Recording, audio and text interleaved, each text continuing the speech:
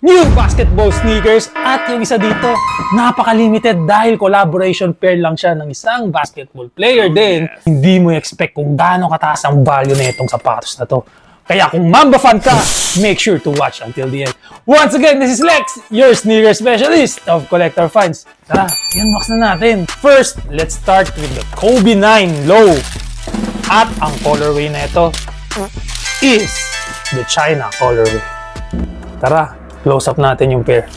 So dito, napakaganda talaga, no? Very Chinese ang kanyang colorway kasi makikita mo dito, it's gold swoosh, red and gold. And yung tongue part niya, grabe yung details. Very Chinese kasi may snake po. Tapos red and gold. And here, Kobe 9 na outsole. Ganyan yung itsura niya. Grabe ang ganda nito. And tingnan mo tong nasa likod niya. Kita mo yan, yung black. Wow. Ganda ng details, no? Sobrang ganda. This pair pala ay sinuot mismo ni Kobe Bean Bryant sa China noong 2014 summer. Yun yung campaign ni Nike, which is the Nike Rise campaign, wherein meron silang mga players na hinanap at train everyday. They just eat, sleep, basketball, play basketball, train basketball, lahat puro basketball.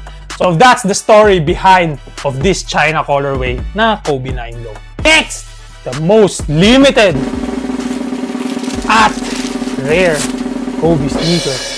Walang iba kundi Kobe 5 Indiana Fever collaboration with Caitlin Clark.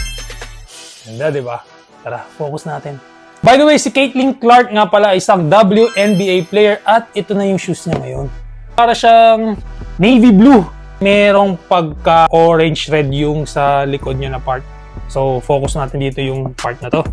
Dito kakaiba siya, oh. Para siyang sunset na color. And then, dito sa tongue part niya, kakaiba din. Ayan, oh. Orange siya na parang pinkish crimson. And ngayon ko lang nakita yung mga ganitong klaseng colorway. Ayan, ito na yung outsole niya.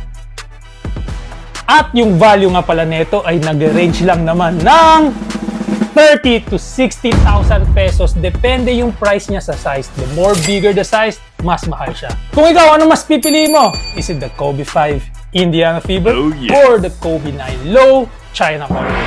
Let me know sa comment section. Pero by the way guys, grabe. Ang ganda nitong Kobe 5 ah.